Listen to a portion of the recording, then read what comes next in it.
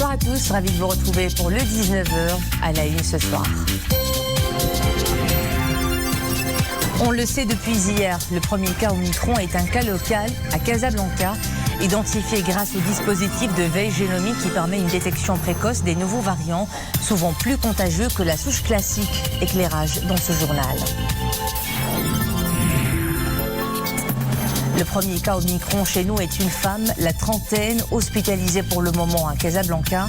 Son état est stable et ne suscite pas d'inquiétude.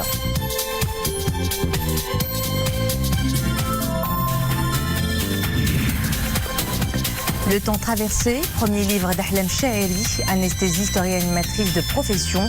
Le temps traversé, c'est la période du Covid-19 qui l'a marqué à jamais, au point de transformer ses rapports à la maladie, à la mort et à la vie. Avant le développement de ces titres en exécution des hautes instructions royales, le ministre délégué chargé de l'administration de la défense nationale, Abdeltef Loudi, a pris part aujourd'hui par visioconférence à la 17e réunion des ministres de la Défense de l'initiative 5+5 Défense qui se tient cette année sous la présidence mauritanienne. La réunion a été l'occasion de dresser le bilan des activités de coopération réalisées en 2021 et d'arrêter un plan d'action pour 2022. Abdeltef Loudi a saisi l'occasion pour mettre en exergue le rôle du Maroc en tant qu'acteur important de stabilité et de paix, particulièrement dans la région de la Méditerranée occidentale, et le rôle de leadership de Sa Majesté le Roi pour le déploiement d'une stratégie multidimensionnelle pour contrer les menaces de terrorisme et trafic illicite et pour la sécurisation des frontières. La réunion des membres de l'initiative a été sanctionnée par l'approbation d'une déclaration conjointe par les responsables des pays membres de l'initiative. Et puis sachez que la présidence de l'initiative au titre de l'année 2022 dans sa 18e édition a été confiée au Maroc. À présent, les travaux hebdomadaires du Conseil du gouvernement, présidés ce jeudi par Aziz Arnouch. Une série de projets de loi et de décrets ont été adoptés. Il s'agit du projet de décret fixant les attributions et l'organisation du ministère du Transport et de la Logistique et d'un projet de loi modifiant et complétant la création de l'Institut national de la recherche agronomique. Également à l'agenda des travaux, un projet de décret modifiant et complétant le décret portant application de la taxe sur la valeur ajoutée dans la 3e partie du Code général des impôts et celui arrêtant la liste des activités de l'artisanat.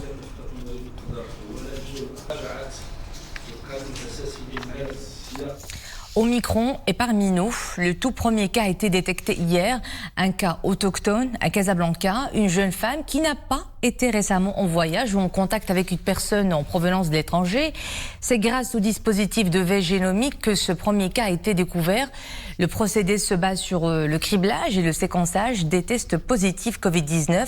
Et parmi les rares laboratoires mandatés pour cette tâche, l'Institut national d'hygiène de Rabat. Marine Missi. Tous les jours, sur cette plateforme, les tests positifs collectés sont passés au crible. Un séquençage nécessaire pour détecter tout variant étranger. Omicron, en l'occurrence, le dernier de la famille SARS-CoV-2, a fait hier son entrée sur le sol marocain. Le chef du service de virologie nous en dresse le portrait robot. اوميكرون هو متحور كينتمي لنفس الفصيله ديال سارس كوف 2 الخاصيه ديالو ان عنده مجموعه ديال الطفرات. Omicron présente un nombre très important de mutations. Nous en avons identifié à ce stade une quarantaine. C'est ce qui fait que le variant se propage plus rapidement que ses aînés, Delta et Alpha. Un signe rassurant, la mortalité liée à Omicron demeure très faible.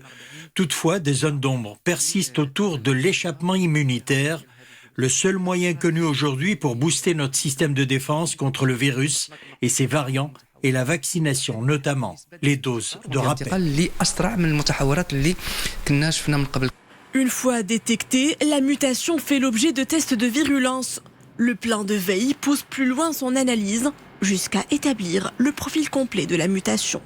الهدف وهو تتبع جميع يعني هاد les nouveaux variants اللي يمكن لهم يدخلوا للمغرب أو يظهروا. Notre mission est de dépister l'apparition ou l'introduction de variants du Covid sur le territoire national.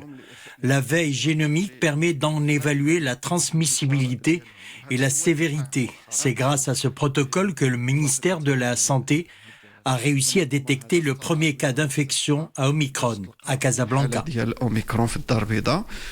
La veille est également menée par 3 autres laboratoires. En renfort à ce consortium national, les hôpitaux militaires et les CHU du Royaume seront à leur tour ralliés au protocole de veille. Et pour en parler avec nous en direct par Skype de Casablanca, professeur Saïd Moutawakil, professeur en réanimation et membre du comité scientifique Covid-19. Bonsoir professeur. Le premier cas Omicron. Merci pour l'invitation. Avec plaisir professeur. Alors le premier cas Omicron identifié au Maroc est un cas local. Il n'a pas été importé, la patiente n'a pas été en voyage à l'étranger, elle n'a pas eu de contact avec des personnes ayant séjourné dans un pays autre que le Maroc. Comment expliquez-vous cette mutation locale ? Alors, ce variant Omicron vient dans la dynamique que connaît le virus. C'est un virus ARN qui a beaucoup muté, des milliers de mutations. Il en a connu plusieurs variants. Et ce variant est apparu dans un premier temps détecté en Afrique australe, en Afrique, en Hollande, et puis de par le monde. Et puis, toutes les conditions sont réunies pour que ça apparaisse un petit peu partout dans le monde. C'est une évolution dynamique, il n'y a pas de mystère à ce niveau-là. On sait que ce virus évolue sur un même mode de mutation et les mutations peuvent apparaître à n'importe quel moment et dans n'importe quel territoire. Alors, les recherches menées à ce jour confirment un taux élevé de transmissibilité de la nouvelle souche. Rien qu'en Grande-Bretagne, par exemple, plus de 78 000 cas Omicron ont été recensés en seulement 24 heures. Et j'avance ce chiffre sous votre contrôle, professeur. Un cas Omicron pourra contaminer une centaine de personnes, est-ce bien cela ? On sait que maintenant que le variant Delta, il était beaucoup plus transmissible par rapport au variant Alpha qui était aussi plus transmissible par rapport au virus d'origine. Et ce variant-là, il a un taux de transmissibilité beaucoup plus supérieur, 3 fois et plus que le variant. Donc, il peut toucher des dizaines de personnes. Et aujourd'hui, dans les dernières 24 heures, le recensement d'aujourd'hui, on a plus de 88 236 cas en Grande-Bretagne. Donc, et ça évolue très rapidement. En 2 semaines, on a vu qu'il y a une évolution exponentielle. Donc la courbe est très ascendante, brutale, et malgré que les symptômes restent mineurs, mais il va créer une forte tension sur les systèmes de santé déjà qui sont à bout depuis 2 ans. Et c'est ça la grande crainte aussi. Et on ne sait pas comment il va évoluer dans les prochains jours, comment la dynamique au niveau de la sévérité des cas va évoluer dans les prochains jours. Professeur, dans ce contexte, la bonne nouvelle, c'est qu'avec la dose de rappel, les anticorps semblent augmenter de manière significative.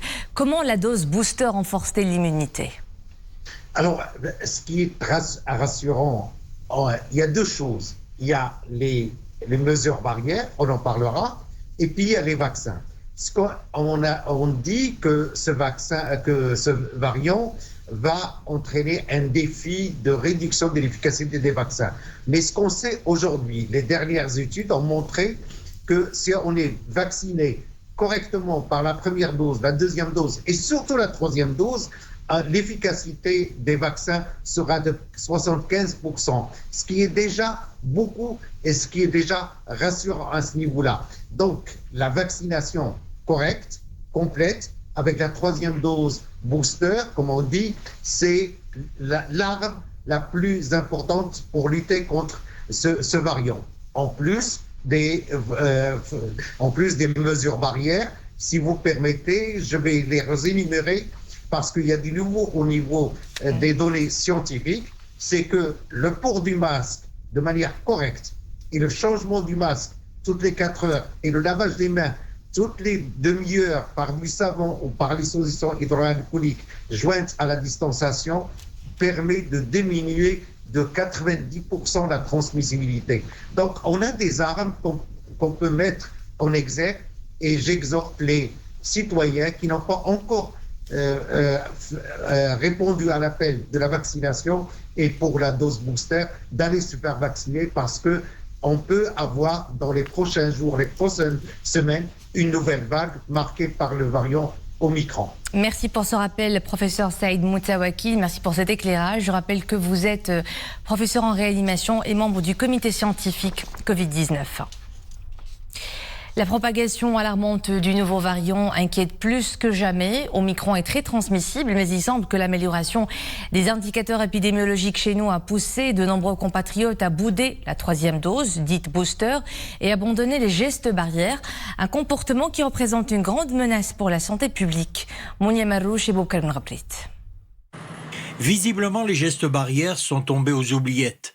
Si certains respectent le port du masque, d'autres l'abandonnent carrément. Et dire que le Covid-19 est toujours parmi nous. Plus encore, le nouveau variant Omicron a même pointé le bout de son nez à Casablanca. Un premier cas a été enregistré hier. L'apparition du nouveau variant nous inquiète. Il faut plus que jamais porter son masque et respecter la distanciation physique. Les citoyens doivent se ressaisir et redoubler de vigilance pour se protéger et protéger les autres. Il suffit juste de porter son masque dehors, se désinfecter les mains et éviter les rassemblements. Je pense que c'est facilement applicable. Selon les spécialistes, ce nouveau variant se diffuse plus rapidement que le Delta, mais il serait beaucoup moins virulent. Les autorités sanitaires en appellent à la vigilance. La protection contre Omicron passe par le respect des gestes barrières, mais aussi par la vaccination. Le vaccin peut être efficace même contre Omicron. Il peut protéger à 80% contre les cas sévères. La 3e dose peut faire diminuer le risque de développer une forme grave et renforcer le système immunitaire. Avec l'apparition du variant Omicron qui inquiète le monde, la vigilance doit rester de mise. Le respect des mesures sanitaires et la poursuite de la vaccination sont les seuls remparts contre la diffusion du variant Omicron. Le ministre de la Santé et de la Protection sociale l'a bien dit hier. Le premier cas d'Omicron au Maroc est une mutation locale et non importée de l'étranger. La patiente, une jeune femme de moins de 30 ans, est en ce moment hospitalisée à Casablanca. Son état est stable. Le département de tutelle appelle à relever le seuil de la vigilance, surtout que les données scientifiques sur ce variant ne sont pas encore suffisantes pour gérer la situation. Éclairage, Mariam Missi. Quartier Jamila Asbata. C'est ici où a été détecté le premier cas d'infection au variant Omicron au Maroc. Local fruit d'une mutation du Covid, la porteuse du virus est une jeune femme. Ses voisins, dépités, recommandent la vigilance. La patiente est ma voisine. Depuis que j'ai appris sa contamination hier, j'ai constaté une réelle mobilisation des autorités sanitaires. À mon tour, j'adhère à cet effort de lutte nationale contre le virus en prenant mes précautions. Placée sous supervision médicale, la jeune Casablancaise présente un état de santé stable. Si son cas ne suscite pas d'inquiétude, son infection au nouveau variant interpelle les riverains. Tous se disent déterminés à redoubler de vigilance. L'apparition dans mon quartier de la nouvelle souche m'a vivement interpellée. Je suis plus prudent, je veille à respecter à la lettre les mesures de sécurité sanitaire, sans oublier la dose de rappel. Comme dirait l'adage, vaut mieux prévenir que guérir. Il est important de garder son masque et maintenir la distanciation dans l'attente de la 3e dose de rappel. Adossée aux gestes barrières, la vaccination de rappel demeure le moyen sûr et efficace pour booster notre réponse immunitaire face aux nouveaux variants. Pour l'instant, une chose est sûre, Omicron se multiplie plus rapidement que le variant Delta, mais à en croire les chercheurs, cela ne signifie pas que c'est sa vitesse de transmission entre individus. L'OMS alerte la communauté internationale. Omicron n'est pas à prendre à la légère. Plus de 77 pays ont détecté le nouveau variant qui se répand à un rythme sans précédent. En Europe, par exemple, la nouvelle souche pourrait être dominante d'ici la mi-janvier. Le continent est affolé et les prévisions épidémiques s'assombrissent. Omicron et son probable échappement immunitaire, même avec une double vaccination, fait craindre une 6e vague. Jetons maintenant un coup d'œil sur les chiffres des dernières 24 heures chez nous. D'abord les chiffres de la campagne vaccinale. 24 487 439 personnes ont reçu la première dose au moment où plus de 22 819 000 personnes ont bénéficié des 2 doses. Et à ce jour, la dose de rappel concerne 2 224 616 personnes. Et durant les dernières 24 heures, 205 nouveaux cas et 4 décès ont été recensés. 97 patients se trouvent dans un état grave ou critique, dont 2 sous intubation.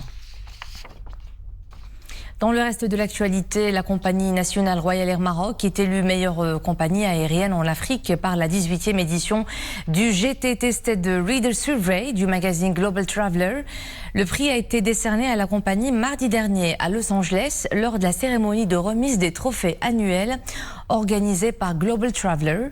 L'ARAM a été également classée dans le cadre de cette enquête, 4e meilleure compagnie aérienne de la zone MENA.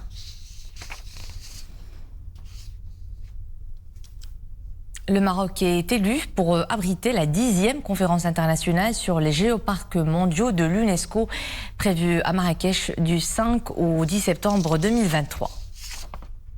Place maintenant aux confidences d'Ahlam Shaeri.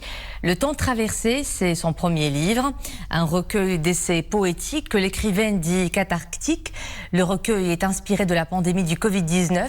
Pour l'auteur, qui est aussi anesthésiste réanimatrice, Le temps traversé est une collection de textes qui racontent comment elle a vécu cette période en tant que jeune maman et surtout en tant qu'anesthésiste réanimatrice.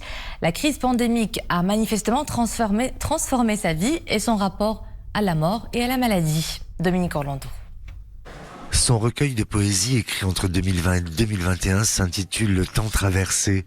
S'agissant de l'œuvre d'une jeune femme médecin dont l'anesthésie et la réanimation sont les spécialités, il était difficile de ne point y aborder l'épreuve immense que fut pour tout le corps médical l'arrivée d'une pandémie comme celle du coronavirus.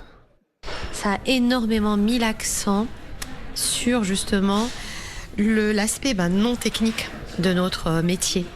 Autant ça a été extrêmement technique, parce que la gestion de ces tableaux respiratoires exigeait un haut niveau de technicité, autant paradoxalement, nous avons beaucoup été interrogés sur notre humanité. Sur notre humanité. Que faisons-nous de notre humanité ? Où mettons-nous notre humanité devant un tel afflux de malades, devant une telle gravité de malades, devant un tel besoin de place ? La réponse nous est offerte à travers l'ensemble de ses poèmes. Il nous dévoile de façon chronologique essentiellement un certain cheminement intérieur. Lorsque je me suis interrogée par rapport à un sujet, je n'ai pas trouvé de sujet autre en moi que celui simplement de déposer tout un tas de choses qui étaient dans ma tête et qui avaient besoin de sortir. Et donc j'ai déposé. Donc l'accouchement, l'arrivée du Covid, le vécu depuis la maison, le confinement, un semblant de retour à la normalité mais pas tout à fait normal, la deuxième vague, l'envie d'aller à l'hôpital, le vécu depuis l'hôpital. Et c'est sorti comme ça. Je manque d'air parfois, plus souvent ces derniers mois. Je n'arrive que très rarement jusqu'au bout de ma respiration. Il faut bien que se manifeste en moi la trace de l'invisible oppression. Un sentiment d'absurdité que vient aggraver une sélective surdité. Le traitement poétique choisi pour raconter ces 2 années de pandémie est plutôt original.